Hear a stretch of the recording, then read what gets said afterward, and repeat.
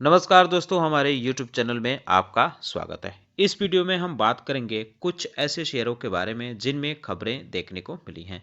ये खबरें बाजार बंद होने के बाद आई हैं, जैसे एल&टी को एक बहुत बड़ा ऑर्डर मिला है। इसके अलावा अडानी ग्रुप से जुड़ी भी एक बड़ी अपडेट देखने को मिल रही है। एनएचपीसी में भी एक अपडेट नजर आ रहा है। आरबीआई की तरफ से 2 बैंकों पर एक्शन देखने को मिल रहा है। वेदांता में भी एक अपडेट आया है। तो इन सारी चीज़ों पे हम चर्चा करेंगे, लेकिन उससे पहले मैं कहना चाहूँगा कि अगर आपने हमारे चैनल को सब्सक्राइब नहीं किया है तो कृपया सब्सक्राइब कर लें और बेल आइकन भी दबा लें। तो सबसे पहले बात करते हैं मार्केट का हाल जो रहा है वो काफ़ी ख़राब आज देखने को मिला है। लगातार गिरावट इसमें देखने को मिल रही है। आज भी इसमें चौतरफा बिकवाली देखने को मिली। निफ्टी आईटी में सबसे ज़्यादा गिरावट देखने को मिली, सबसे ज़्यादा दबाव रहा। 2.5% से ज़्यादा का गिरावट इसमें देखने को मिली है। दरअसल फॉरेन पोर्टफोलियो इन्वेस्टर जो हैं वो अब फिर बिकवाली करने लगे हैं। दिसंबर के शुरुआती दौर में थोड़ी खरीदारी उनके तरफ से देखी गई थी, लेकिन अब फिर बिकवाली करते हुए देखने को मिल रहे हैं। 20 दिसंबर को ही जो एफआईआई हैं उनके तरफ से 73,452 करोड़ रुपए की बिकवाली की गई है। तो इसका इम्पैक्ट हमारे मार्केट पे देखने को मिला है। इसके अलावा और भी कई कुछ हफ्ते की बात करें तो जो वीकेंड पे बिकवाली हुई है इस बार 73,452 करोड़ रुपए की। वहीं पिछले वीकेंड पे खरीदारी देखने को मिली थी जो 13 तारीख को खत्म हुआ था, वीकेंड था। 19,920 करोड़ रुपए की खरीदारी देखने को मिली थी। इसके अलावा जो शुरुआती वीकेंड था दिसंबर का, उसमें अच्छी खासी इसमें खरीदारी देखने को मिली थी 2,42,430 करोड़ रुपए की। जबकि अगर हम नवंबर के आखिरी वीकेंड की बात करें तो 28,226 करोड़ रुपए की खरीदारी देखने को मिली थी। लेकिन अब जो एफआईआई हैं लगातार खरीद बिकवाली उनके तरफ से होते हुए देखने को मिल रही है, जिसका इम्पैक्ट हमारे बाजार पर देखने को मिल रहा है। आप देख सकते हैं कि निफ्टी 50 में 1.5% के आसपास की गिरावट रही, सेंसेक्स में भी और निफ्टी बैंक में भी 1.5% के आसपास की गिरावट देखने को मिली। इसके उलट देखें तो यूएस मार्केट में फिलहाल हरियाली देखने को मिल रही है, 1.25% से ज़्यादा की हरियाली नज़र आ रही है। लेकिन यूरोपीय मार्केट भी दबाव में देखने को मिला है। दरअसल फेड के तरफ से जो 2025 में रेट कट को लेकर ऐलान किया गया है तो उसका भी कहीं न कहीं इम्पैक्ट हमारे मार्केट पे देखने को मिला और एशिया के अन्य मार्केट में भी इसका इम्पैक्ट देखने को मिला है। यूरोपीय मार्केट पे भी कुछ इस पे असर नज़र आया। तो ये सारी चीज़ें हैं जिसकी वजह से जो है मार्केट में गिरावट देखने को मिली है। अब खबरों का रुख करते हैं। एल&टी यानी लार्सन एंड टर्बो लिमिटेड के बारे में बात करते हैं तो आज इसमें 2.25% के आसपास की गिरावट के साथ क्लोजिंग देखने को मिली है। अपडेट इसमें देखने को मिल रहा है कि कंपनी को एक बड़ा ऑर्डर मिला है, मिनिस्ट्री ऑफ डिफेंस के तरफ से मिला है। ये जो ऑर्डर मिला है 7,628 करोड़ रुपए का कॉन्ट्रैक्ट ऑर्डर मिला है। इसके साथ मिनिस्ट्री ऑफ डिफेंस ने एक साइन किया है, कॉन्ट्रैक्ट साइन किया है एल&टी के साथ। इसके तहत कंपनी को इंडियन आर्मी को आर्टिलरी गन सप्लाई करनी है, तो इसके लिए ये ऑर्डर मिला है। तो इस वजह से आगे चलकर आप चाहें तो इसको अपने निगाह में रख सकते हैं, क्योंकि एक बड़ा ऑर्डर मिला है तो इसका इम्पैक्ट आगे चलकर देखने को मिल सकता है। फोर्टिस हॉस्पिटल के बारे में बात करें तो 0.5% के आसपास की गिरावट रही। हालांकि दिन में उछाल थी, बाजार के आखिरी दौर में इसमें गिरावट आई थी। अपडेट की बात करें तो इसमें अपडेट ये देखने को मिला है कि कंपनी ने एक अनाउंसमेंट किया है कि वो इंटरनेशनल फाइनेंस कॉरपोरेशन से उसकी जो मटेरियल सब्सिडरी कंपनी देखने को मिलती है उससे कुछ स्टेक खरीदे हैं। ये मटेरियल कंपनी है एगिलस डायग्नोस्टिक लिमिटेड, तो इससे ये खरीदारी देखने को मिली है। कंपनी ने बताया कि उसने 59,70,149 इक्विटी आईएफसी यानी इंटरनेशनल फाइनेंस कॉरपोरेशन से खरीदा है। एलिगस में, जिसकी स्टेक होल्डिंग देखने को मिलती है 7.61%। ये जो खरीदारी हुई है ये 429 करोड़ 36 लाख रुपए में हुई है। 719 रुपये 2 पैसे पर शेयर के हिसाब से खरीदारी देखने को मिली है। ये जो खरीदारी हुई है ये जो under term of share holder agreement की तरफ से रही है। वहीं अगर हम बात करें ग्रैनुलस इंडिया लिमिटेड के बारे में तो 1.5% के आसपास की गिरावट देखने को मिली। आखिरी सेशन के आखिरी दौर में ये गिरावट आई है, क्योंकि दोपहर तक अच्छी खासी इसमें तेज़ी रही थी और इसने 612 रुपये के आसपास का हाई भी बनाया था, लेकिन बाद में इसमें गिरावट रही और 1.5% के आसपास गिरावट के साथ क्लोजिंग देखने को मिली। दरअसल फाइनेंशियल सर्विसेज कंपनी देखने को मिलती है फिडेलिटी इन्वेस्टमेंट, इसने इसमें कुछ हिस्सेदारी बेची है, 1.3% स्टेक बेचे हैं ग्रैनुलस इंडिया में। 190 करोड़ रुपए की टोटल बिकवाली देखने को मिली है। ओपन मार्केट के में ये बिकवाली हुई है। पीरामल एंटरप्राइजेस के बारे में बात करें तो 3.25% के आसपास की गिरावट आज रही है।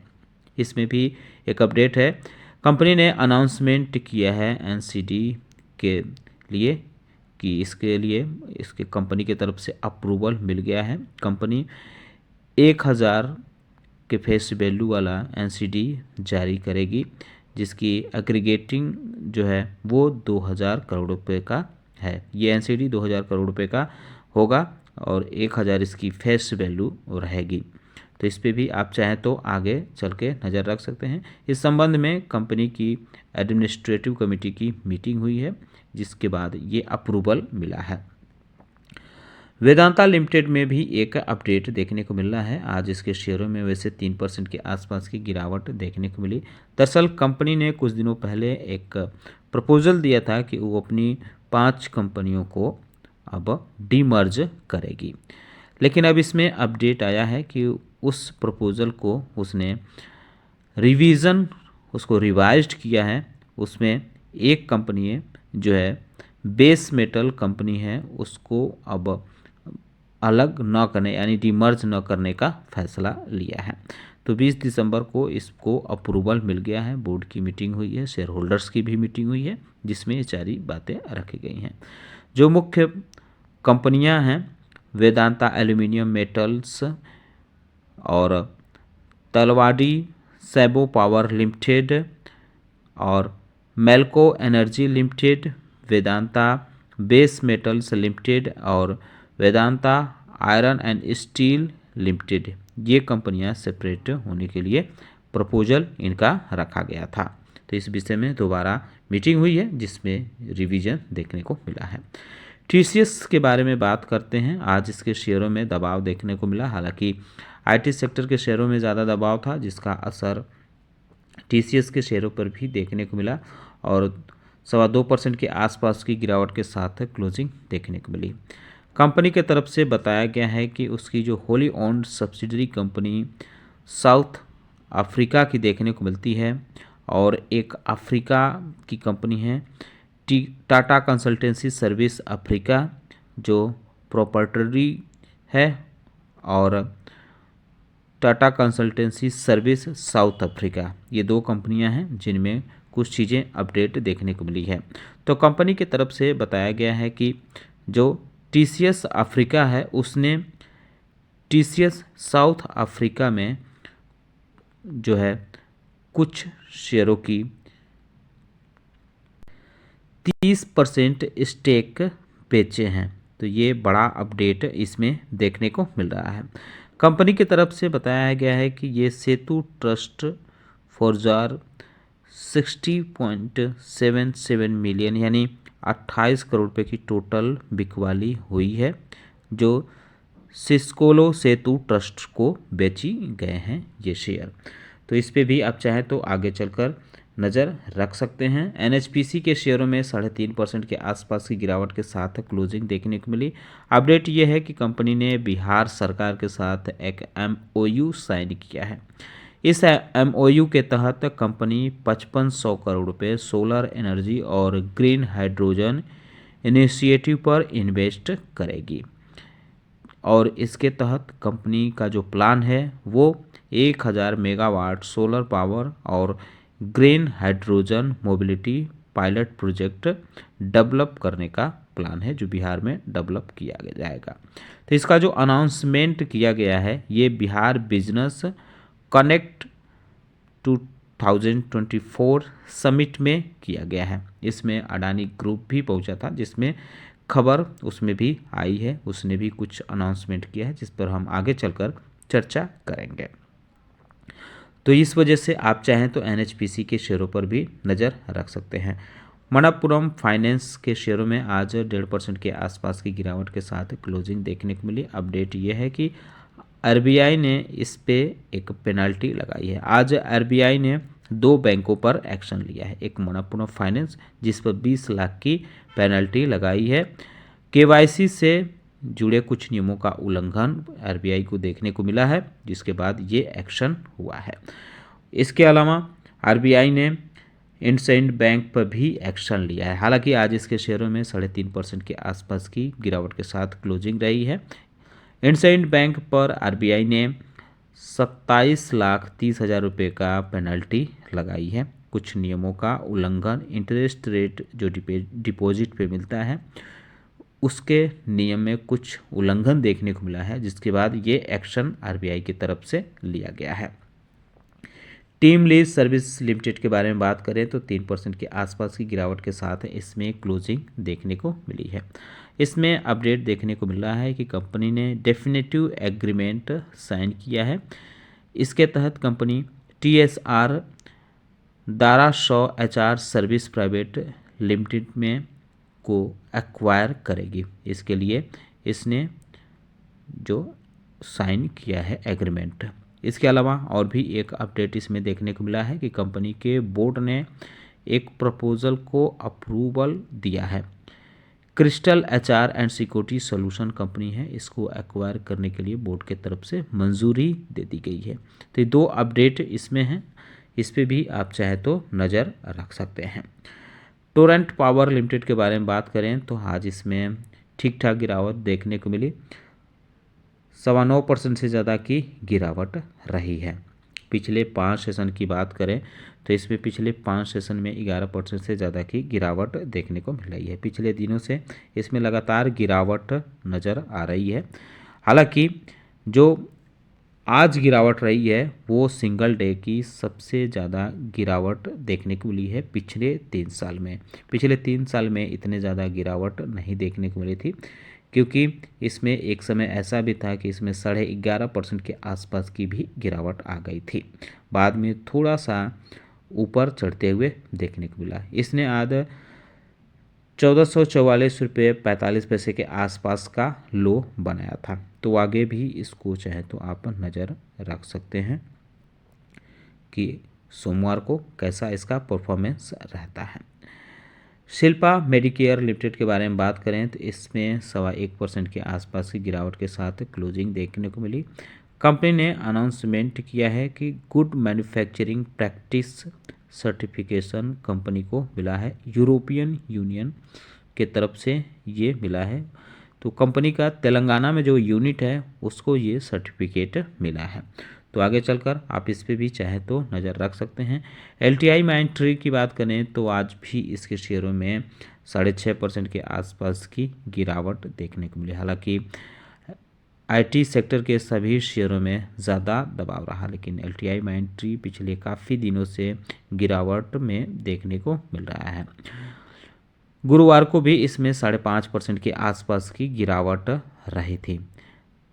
ये पिछले कुछ दिनों में 13% के आसपास की गिरावट आ गई है। पिछले 2 दिनों की अगर बात करें तो ये अब 6 वीक का जो है लो है उसको तोड़ सकता है, क्योंकि गिरावट में, क्योंकि आप देख सकते हैं कि 5 दिनों में 13% के आसपास की गिरावट है। हालांकि 1 महीने की बात करें तो 2.25% के आसपास की गिरावट नज़र आ रही है। तो आगे चलकर आप चाहे तो इस पे भी नज़र रख सकते हैं। अगर इसी तरह से गिरा तो जो 6 वीक लो है इसका उसको भी ये तोड़ सकता है। प्रवेज लिमिटेड के बारे में बात करें तो 100% के आसपास की तेज़ी के साथ इसमें क्लोजिंग रही है। अपडेट इसमें यह है कि कंपनी ने स्ट्रेटेजिक इन्वेंटरी एग्रीमेंट किया है Mahindra holiday resort India limited के साथ। ये कंपनी ने बाकायदा कम्युनिकेट किया है इस बारे में। ये 3 साल के लिए पार्टनरशिप देखने को मिलेगा दोनों कंपनियों का। तमन दाऊ और अयोध्या में प्राइम डेस्टिनेशन जो देखने को मिलते हैं वहाँ। इस एग्रीमेंट के तहत अब महिंद्रा हॉलिडे जो है वो सिक्योर कर लेगा 70 रूम और कंप्राइजिंग जो 35 फिक्स्ड है और 35 फ्लोटिंग रूम हैं, इनको ये देखने को मिलेगा। तो आप चाहें तो इस पे भी नज़र रख सकते हैं। वहीं अगर हम बात करें आरबीएल बैंक लिमिटेड के बारे में तो इसमें 7% से ज़्यादा की गिरावट देखने को मिली है। एफएनओ से बाहर होने के बाद इस शेयर में लगातार गिरावट नज़र आ रही है। 7% की गिरावट रही है। एक दिन पहले इसको एफएनओ में बैन किया गया था। तो आगे चलकर आप चाहें तो इस पर और भी नज़र रख सकते हैं। पिछले 5 सेशन में करीब 12% के आसपास की गिरावट है। एक महीने में देखें तो 2.25% के आसपास की गिरावट नज़र आ रही है।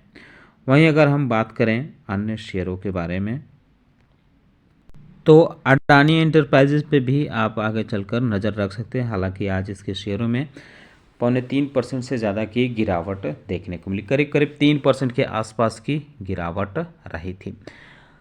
जो बिहार में समिट चल रहा है उसमें अडानी ग्रुप के जो अधिकारी हैं वो भी पहुंचे थे, जिसमें अडानी ग्रुप के तरफ से अनाउंसमेंट किया गया है कि 20,000 करोड़ रुपए कंपनी थर्मल पावर प्लांट में इस्टेब्लिश करने के लिए इन्वेस्ट करेगी बिहार में। तो ये बड़ा अपडेट इसमें भी देखने को मिल रहा है।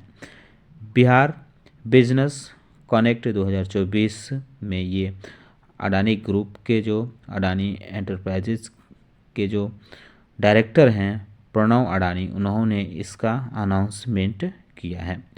उन्होंने बताया है कि अडानी की ऑलरेडी कमेटी जो है वो 850 करोड़ रुपए लॉजिस्टिक, गैस डिस्ट्रीब्यूशन और एग्री लॉजिस्टिक में इन्वेस्ट देखने को मिलता है, कमिटमेंट देखने को मिलता है। तो ये बड़ा अपडेट है अडानी ग्रुप में। और भी कई चीज़ें आई हैं जिसमें काफ़ी प्रपोजल रखा गया है, तो इस पर डिटेल वीडियो बनाएंगे। तब तक के लिए इतना ही है। इसमें इस वजह से जो इन्वेस्टमेंट के लिए ऐलान किया गया है तो आप अडानी एनर्जी पे भी नज़र रख सकते हैं। हालांकि आज इसमें 4% के आसपास की गिरावट रही। अडानी एनर्जी सॉल्यूशंस की बात करें तो इसमें भी आज 3% के आसपास की गिरावट रही। अडानी पावर में भी 2.25% के आसपास की गिरावट के साथ क्लोजिंग देखने को मिली है। तो दोस्तों उम्मीद करता हूँ कि आपको हमारा वीडियो पसंद आया होगा। कैसा लगा बताना ना भूलें। साथ ही साथ हमारे चैनल को सब्सक्राइब कर लें, बेल आइकन दबा लें। वीडियो देखने के लिए बहुत बहुत धन्यवाद।